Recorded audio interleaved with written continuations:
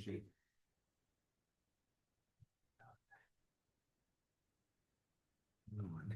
Nobody say anything. I'm not saying anything. So did we call the meeting to order? Yeah. Yeah. So, we can call to order. Wait for Ann. Is anyone Yeah. texted him or text him or anything? No, I haven't. I don't have my phone with me either. Well, let's wait a few minutes. Is that okay? Oh, yeah. All right. No rush. It's gonna go out. It's nice, a lot nicer than here than it is Not there anyway. Yeah. Maybe, What is maybe where he's at is it Music? 4 o'clock and dry? I think the humidity is up pretty high. Yeah. Yeah. Especially when they're calling for thunder showers tonight, you know, and maybe into tomorrow. You know, when they speak of Florida. I've never been there. Well, It's we were, pretty bad. our weather station at 1 o'clock, it was 99 degrees and it was 23% humidity, which. Well, that's not that high. You get into the south, like Mississippi and Louisiana, and it's 90 degrees and it's 80% humidity. So what does that mean? 80% humidity? That means there's just a lot of moisture. Moisture in the air. So you're outside. You're sweating when you walk out. Where my son was stationed in Okinawa, it was 90 to 100 Oh, degrees no. all the time. and What's it going on? was- it was So, like I mean, 90, whereabouts? 95% humidity. It's just, you get mold growing everywhere. Oh, yeah. Okay, so it must be, accident. Wow. Okay, Next time you try to think. well, you've got a quorum. This might be a first. You got a quorum and no GM. All right, we'll hang out here because it's much cooler here in this room than it is outside. Oh, the Sure. FaceTime us. If you want, you can call it to order just so the people online know that something's happening. And then just call a recess and or go through the first part of the agenda up until the general manager's report and then call a Okay. recess. So that That's makes- until at least 3 minutes. Yeah, well, at least they'll know that. Good. And he did say he's one between Solid Avenue and Greenfield, the parking lot. That's not bad. Okay, we'll call the Reseco Groundwater Sustainability Agency meeting. To order. Start with roll call. Chair Thorpe, Here. Vice Chair Griva, Here. Board Member Rodriguez, Here. Board Member Wood, Here. and Board Member White. Here. We all stand for the Pledge of Allegiance. I pledge allegiance to the flag of the United States of America and to the republic for which it stands, one nation, under God, indivisible, with liberty and justice for all.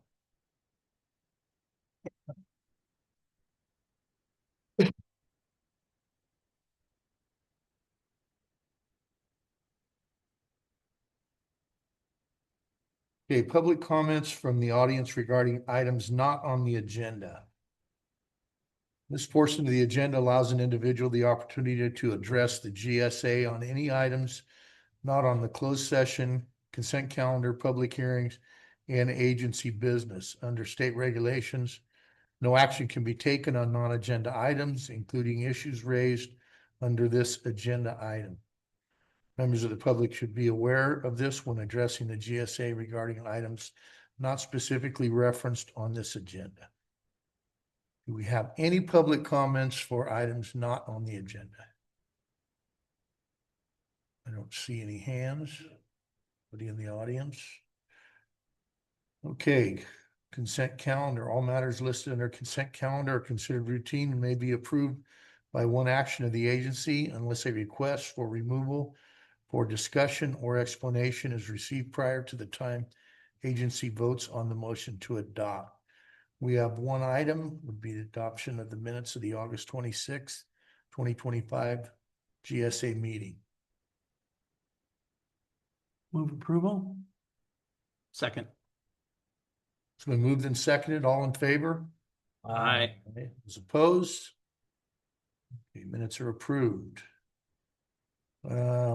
Agency business, Groundwater Sustainability Agency General Manager Status Report. At this point, the General Manager is not here yet. We will recess until the time he makes it here.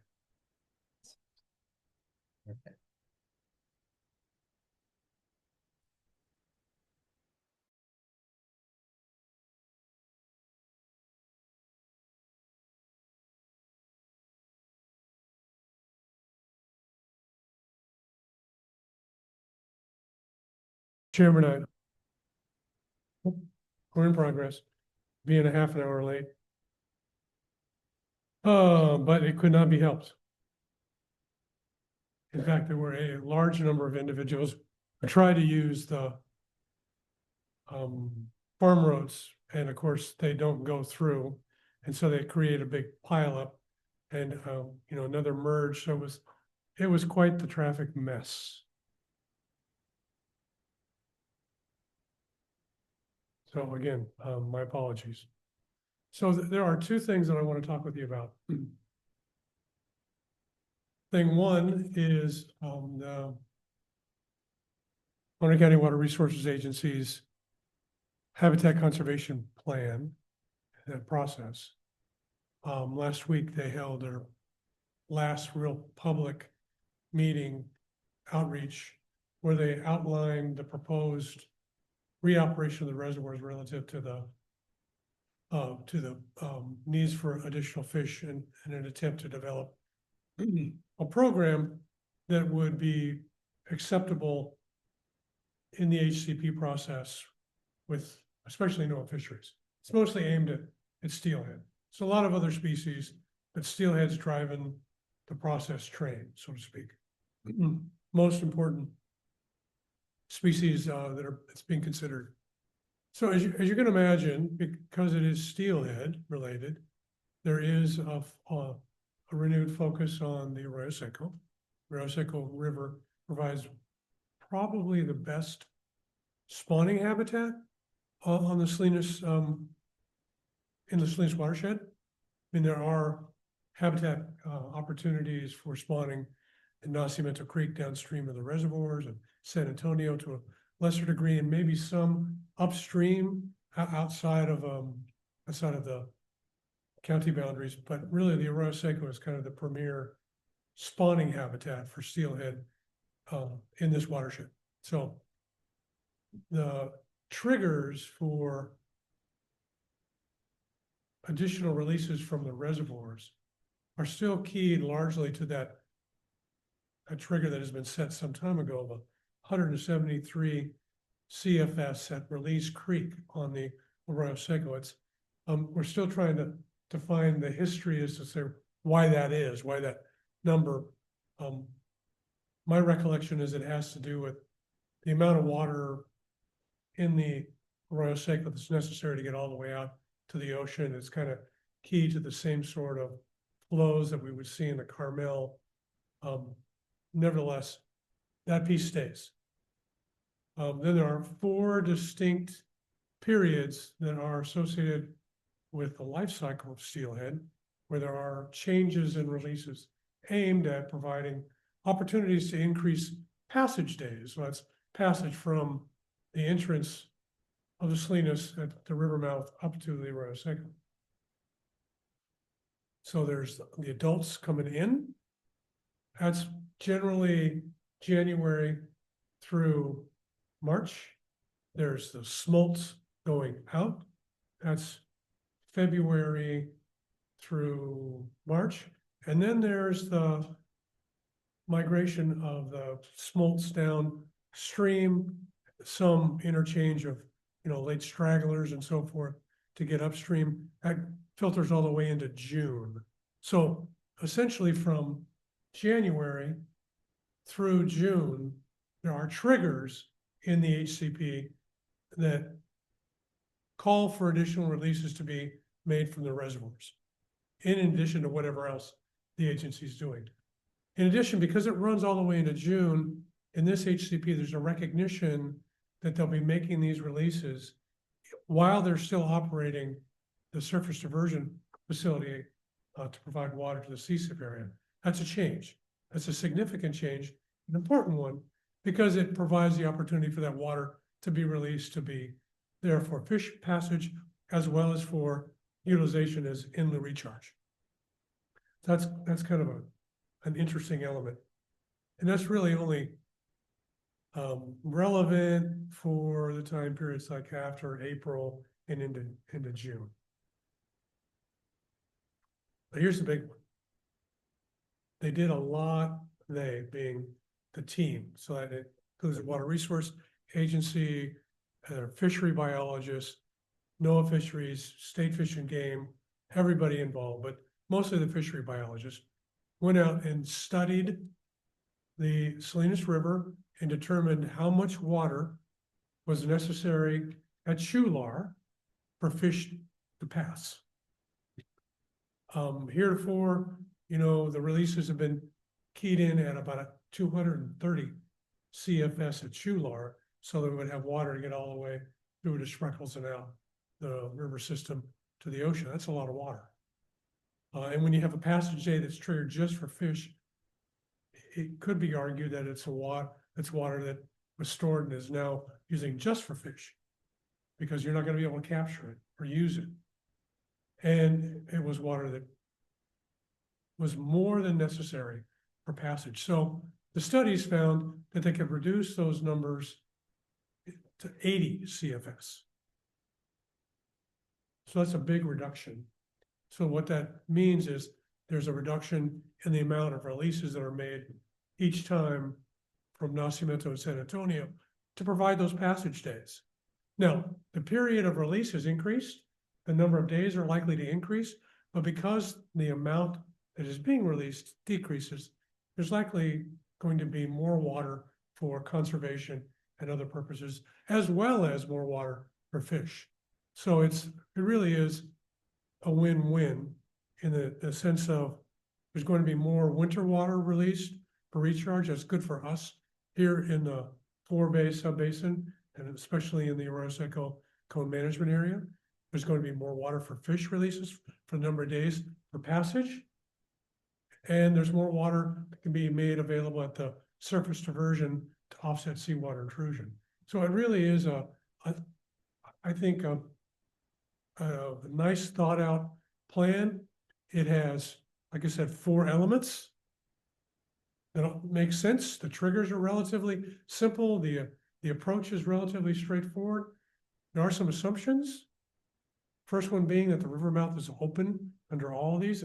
That's not always an easy situation to have happen. Typically the agency gets out and opens that river during potential flood situations in and around the river mouth. There's no current permit for the agency to do that, and this is in addition to the HCP. That permit still needs to be had from a variety of different agencies, a variety of different permits, but the river mouth needs to be open. Most times when there's the kinds of flow that we're talking about, 173 CFS at Shular, at Release Creek on the Arroyo Seco, means there's a fair amount of water in the system, and it likely results in the need to open up the river mouth to avoid flooding. So it makes sense, but it's an assumption. Then, so you gotta have that assumption. There's a number of days that need to go about. There's a whole lot of process that still needs to be developed. So the plan has been developed in this fairly open technical framework with all the resource agencies and the agency, but it has to go through CEQA. So that's, 6 months to a year. Easy. It's also going to require a water right change because the agency's water rights have written in specific releases to their water right permit associated with the flow prescription in the past. That has to be changed. So that's another process step that needs to be completed. And the agency has spent all the money that it had allocated for this process to get us this point. So there's a lot to be done. It's still at least 2 years off, maybe more. In addition, any projects that get cobbed together, technical term, to be able to address our seawater intrusion and groundwater issues that are that's gonna rely upon the river and or the reservoirs is gonna take an amendment to that HCP. So it's another process element that gets heaped on the rather tall pile of permits that we already have to go through, in addition to funding. So it's, I wanted you to be aware that it is moving forward. It feels like a really good, seems like a really good set of triggers, projects. I will send you the slide deck. I'll get it to Ann and she can distribute it so you can see it and read it. And the flow charts are pretty straightforward. So it's much simpler for the agency to make these releases. The modeling, there's still a lot of issues associated with that ground and surface water model that the agency used to do this work. They didn't include a huge amount of money to revamp the model, but it needs to be done. So I can't tell you that the comparative tool that they used was adequate. Even the agency will tell you that they would like to have a better tool, but nevertheless, the modeling shows that there's going to be more water for conservation, more water for fish, and that's largely because of that upfront work they did on the fishery biologists to be able to determine what was actually necessary for fish to pass through Chular and to get into the spawning areas. So I'll pause and ask if you guys have got any questions about that. The reason why it's important to you and to us is it's part of the groundwater program for the Forebay and the Arroyo Seco Cone. And I guess maybe what I would leave you with is that there didn't appear to be any significant impact in the amount of releases that would be made for conservation. So it speaks to essentially continuing to be able to recharge the Forebay groundwater basin. But you don't think this is going to take effect for at least 2 to 3 years, correct? Yeah, and the process is it's still 2 or 3 years out before it's done. I think that's a reasonable schedule. It'll largely depend upon whether or not the agency can find resources to be able to fund the various pieces that still need to be done. Not the least of which is to be able to fund a CEQA document. And it has to be both CEQA and NEPA. So it's kind of go on both trains. But I think for all of us, as we look towards dealing with groundwater, it also has that specter of another layer of environmental review or process, probably a better word than review, because if any projects get designed or contemplated that have to do with the river and the reservoirs and the Water Resource Agency, it's likely going to open up that HCP and it'll have to be amended. And that's another level of process that will have to be undertaken. So I will get you that slide deck. And the second item I have for you, if there's no questions, any raised hands out there? No, I don't see any. Okay, the second item has to do with a series of meetings that are going to start up this month. Maybe the most significant is one tomorrow. That's with the technical advisory group. Gus sits on that group. I think he's still the chair. And the development of triggers associated with the framework for demand management. And then the demand management framework is rolling out in all of the implementation subcommittees. The Forebay is on Friday. So that'll be an interesting meeting. It's the first time they're really going to roll out, what's the program looking like. But I want to talk about the technical advisory group first. And the most important thing for us here, so what's happening in the forebay? Well, over the last 5 years that we've been submitting annual reports, we've not had an undesirable result. None, zero. And I read in the slide deck that'll be discussed tomorrow, so I have more questions. They're looking at using certain hydrologic tools at groundwater elevations throughout the various subbasins in the Salinas River to look at whether there's decline long-term. So it's a long-term kind of look using maybe 50 years worth of data. I don't know. This is what I've got to see what they're using, which time periods, how those, various ups and downs work.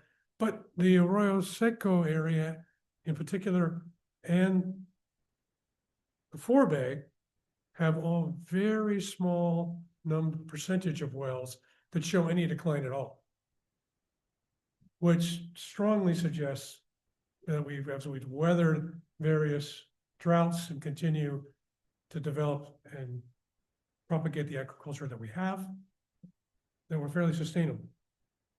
The upper valley, I think, had 1 or 2 undesirable results in the 5 years. They have a larger number of wells that show maybe declines, but it's, the upper valley is really shallow. Yeah, and the wells closer to the river show more up and down. They function a lot more like forebay wells. And if you look at the distribution spatially of where the wells are in the upper valley, they track kind of the Salinas River corridor a lot closer to the river than in the forebay. And so there's a few more wells. I don't want to quote the percentage, but it's 40 to 60% show some decline, but there's been very few undesirable effects. The long story short, there's, 0 is your certifiably sustainable. 1, nothing to do, no short-term or long-term issues. 2, 3, 4, and 5 are, built on triggers, require more action. Well, both the upper valley and the forebay subbasins are in 1. So no action, no short-term or long-term action triggers relative to demand management. That's really the message that I want to leave you with. That's coming from your technical group. I'll have more information for you at our next meeting once I hear what's said tomorrow and go through that with the hydrogeologists.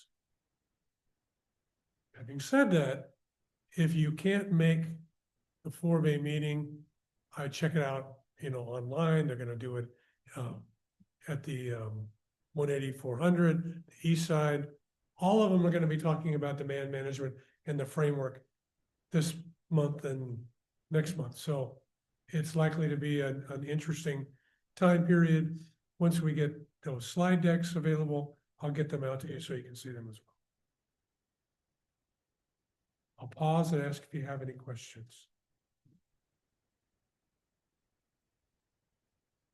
Any questions from board members, comments?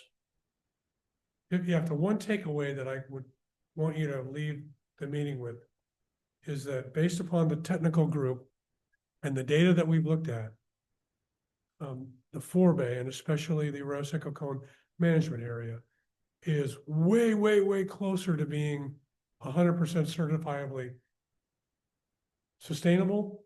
Certainly no short-term or long-term indication that we're not.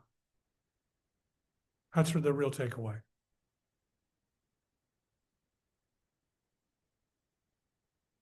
Other subbasins don't have quite the same situation.